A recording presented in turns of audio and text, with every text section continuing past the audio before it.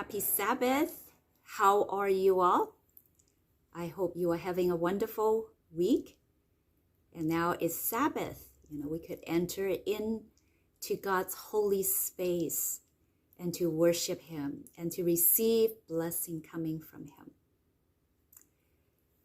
Tonight, we're going to talk about faith. Is faith a choice? It is often heard from our pastor or church members that we need to have faith in God. Faith is as basic as ABC, and yet it is so difficult to grasp. Faith especially flees away from us during hard time. What is faith? Some people think faith is a feeling or a blind emotion. But what do you think? Well, let's see what the famous evangelist Charles Spurgeon says about faith. He said, faith has something firmer to stand upon than those ever-changing frames and feelings which, like the weather of our own sunless land, is fickle and frail, and changeth speedily from brightness into gloom. What he is saying is that faith is not baseless. It is holding onto something solid. Faith does not depend on the unpredictable ups and downs of our feelings or emotion. Or just think about your day. Do you know that we make decisions frequently using faith? We turn on the light switch and have faith that there will be light. And this faith is anchored on the fact that when we pay our bill, Edison will continue to provide electricity. And we zoom down the freeway and have faith that our brakes will work when we needed them to. And this faith is not baseless either. We trusted our reliable mechanic did his part of the work when we serviced the car regularly. And we have faith that our employer will give us our paycheck because we work for a reputable firm and we trust in our contractual agreement. And we also have faith that the sun will rise every day and that the moon will set and that the grass will grow and the tide will rise and we will wake up in the morning. But these, we often take it for granted. These are wonders and amazing things, blessings from God. We take them for granted. In another word, we are already practicing faith daily in everything we do. We have faith in all these matters, not because our feelings, not because of our emotion tells us to. So, how does the Bible define faith? Let's look into Hebrews 11:1. Now faith is the substance of things hoped for, the evidence of things not seen. This is from the famous faith chapter in Hebrews 11. It is an amazing chapter. Here, faith is defined not as something that we cannot get hold of, not an intangible wishful thinking or feeling, but as substance and evidence. So, biblical faith is based on something solid, a sure thing. And in this verse, it is talking about God's promise of eternal life. And it is treated as if it is already a fact with solid presence. Just like the examples I gave earlier about turning on the switch and there will be light, because I trust the reputation of Edison. So, feeling and emotion are not faith. In fact, if we go a step further, feelings and emotion can sometimes talk us out of our faith. Let me give you an example. And this example is given by C.S. Lewis. He said, there was once a man who became friend with a beautiful woman who happens to be a well-known liar and cannot keep secrets. She lied to him over and over again, and she broadcasted his secrets to others. But he found himself so entranced by her, and whenever he was with her, his mind would lose faith in his well-informed awareness of her negative traits. And he would think, perhaps she'll be different this time. And again, he will make a fool of himself and tells her something that he shouldn't have told her. And so it happened repeatedly. So here, his feelings and emotions have destroyed his faith in what he really knows to be true. So there will come a time when a Christian receives bad news, or perhaps when he is in trouble or is being influenced by unbelievers. In this moment or in that moment, his emotions will rise up and carry out a kind of attack on his belief. Or perhaps there will come a time when he was tempted by a woman, or tempted to tell a lie, or tempted to do a dishonest business because of money. In these moments, it would be very convenient for him to consider Christianity not to be true. And once again, C.S. Lewis said, his emotion, his wishes or desires will attack his faith.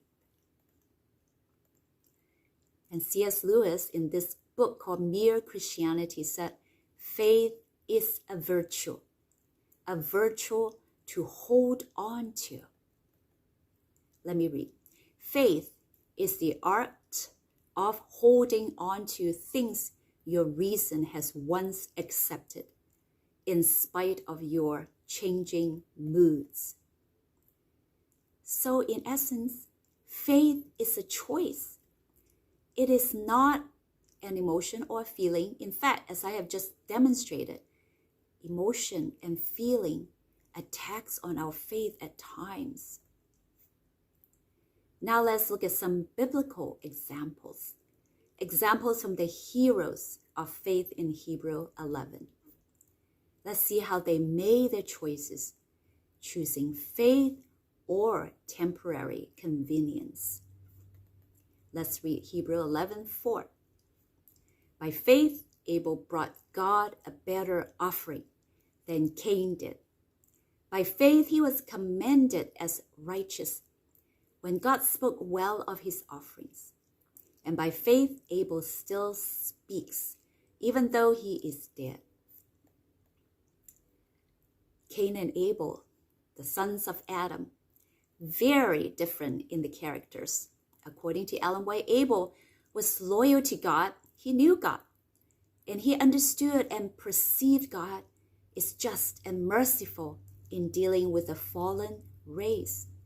And he gratefully chose to obey God's instruction to offer the lamb sacrifice, which means he chose to accept the God-given hope of redemption. But Cain complained against God because of the curse pronounced on the earth and on the human race because of Adam's sin. He chose to allow his mind to run in the same direction that led to Satan's fall. He was preoccupied with his feelings and his will, and he questioned the divine justice and authority. You see the difference? Another faith hero, Enoch. He chose to live to please God. This is in verse 5 of Hebrew 11. According to Ellen White, Enoch was living in a very corrupted society, filled with wicked men doing evil. They refused the advice from Adam. You know, Adam was still alive in that time. And they also refused advice from other righteous men. these wicked people, they scoffed and they mocked God. And yet Enoch was pure in heart, lived a holy life, and trusted that righteousness will triumph at the end. You know, the Bible said Enoch walked with God, right? What does that mean? According to Ellen White in the Patriots and Prophet, Enoch walked with God, meaning in the midst of jeering and mocking. And while on a daily basis, he was busy and working very hard. And no matter in what circumstances, he faithfully maintained his communion with God. And this is what Ellen White said. The great and more pressing his labor, the more constant and earnest were his prayers. He continued to exclude himself a certain period from all society. After remaining for a time among the people, laboring to benefit them by instruction and example, he would withdraw to spend a season in solitude, hungering and thirsting for that divine knowledge which God alone can impart. Communing thus with God, Enoch came more and more to reflect the divine image. His face was radiant with the holy light, even the light that shineth in the face of Jesus. As he came forth from this divine communion, even the ungodly beheld with awe the impress of heaven upon his countenance. What it's saying is that the busier Enoch was, the more constant was his prayer. And at times he would exclude himself. That means put himself in solitude, away from all this noise in the society. He drew close to God and trying to benefit from God's instruction. He always hungered and thirsting for divine knowledge. And as he communed with God, he reflected the divine image. His face was radiant, Ellen White said, with a holy light. In Enoch's time, Enoch, among others, they heard the story of how men sinned and God's plan of redemption from the lips of Adam, I just mentioned. But yet not everyone chose to listen to Adam. Enoch did. He believed and he walked with God. And Ellen White said God gave him visions to see the death of Christ, and even all the way he was able to see the history until second coming of Jesus Christ. The third hero mentioned in Hebrew chapter 11, Noah. In verse 7, it says that Noah prepared an ark to the saving of his house. Ellen White said that Methuselah, Noah, and other righteous men worked very hard to keep alive the knowledge of the true God and to resist all this strong current of moral evil in their time. And when Methuselah and other righteous ones were laid to rest, when they died, Noah and his household alone stood against the men of his time. Immoral men, they were strong in physical strength, and man also with greatest intellectual capacity. But Noah wasn't afraid. He was not influenced. He chose to believe God in the midst of corruption and idolatry. The fourth example from Hebrew 11, and this one is from verse 8 and 9. Abraham, in the book of Hebrews, said, he go out as God leads, not knowing whither he went. Even dwelling in tabernacles literally means tents. If neither be, as he looks for that city with sure foundation, whose builder and maker is God. Verse 10. Such faith as we read on, Abraham would even offer up to God his greatest love and joy of his life, knowing that God will keep his word. So what was Abraham's environment? Why God asked him to leave his home? Well, according to the book Patriarchs and Prophets, Abraham had grown up in the midst of superstition and heathenism. Even his father's household, although they believe in God, but they were still giving in to the seductive influences around them. And they served other gods rather than Jehovah.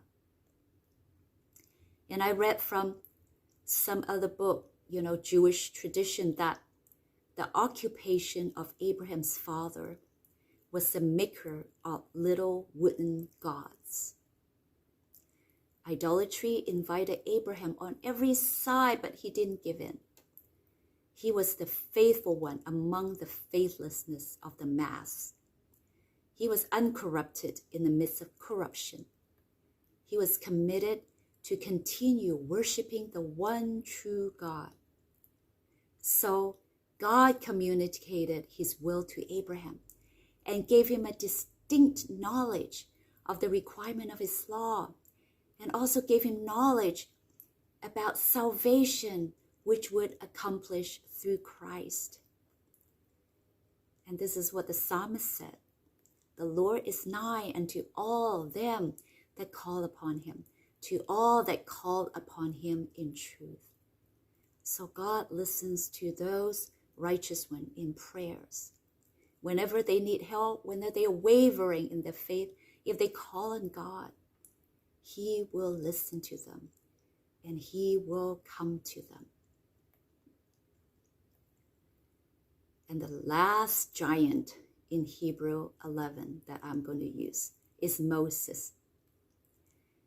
Moses, besides in his infancy and his childhood, grew up in his own home. Most of the time, he was at the court of Pharaoh. He received the highest civil and military training, according to Ellen White. The monarch had determined to make his adopted grandson his successor on the throne. So he was eventually to become a pharaoh. And so this young man was groomed for this high position. Acts 7:22. And Moses was learned in all the wisdom of the Egyptians, and was mighty in words and in deeds. By the laws of Egypt, all who occupy the throne of Pharaoh must become members of the priestly caste, not the priests of Jehovah God, but priests of their God. And Moses, as the heir of Pharaoh, was to be initiated into this national religion. Although Moses was eager and enthusiastic in learning everything else, he couldn't be persuaded to participate in the worship of these Egyptian gods. He was threatened with the loss of the crown, and they warned him that he would be disowned by the princes if he persisted in his faith to the Hebrew God. And yet he was unshaken. He was determined that he would not worship these gods. He would only worship the true God, Jehovah God, the maker of heaven and earth. And so he reasoned with those priests and worshipers, and showing them the foolishness of the superstitious, the foolishness of them bowing down to this God were actually senseless objects. No one could prove Moses was wrong, and they couldn't change his mind. And for a while, his firmness was tolerated because of his high position and his respects from both the king and the people. And we know the rest of the story. In Hebrew 11:24-26, there's a description of Moses. By faith, when he was come to years, refused to be called the son of Pharaoh's daughter, choosing rather to suffer affliction with the people of God than to enjoy the pleasures of sin for a season, esteeming the reproach of Christ greater riches than the treasures in Egypt, for he had respect unto the recompense of the reward. So these heroes of faith understood God's words. They didn't just read it as stories and just be amazed by it, but they studied them and they acted upon the instruction with faith. They chose faith. Happy Sabbath.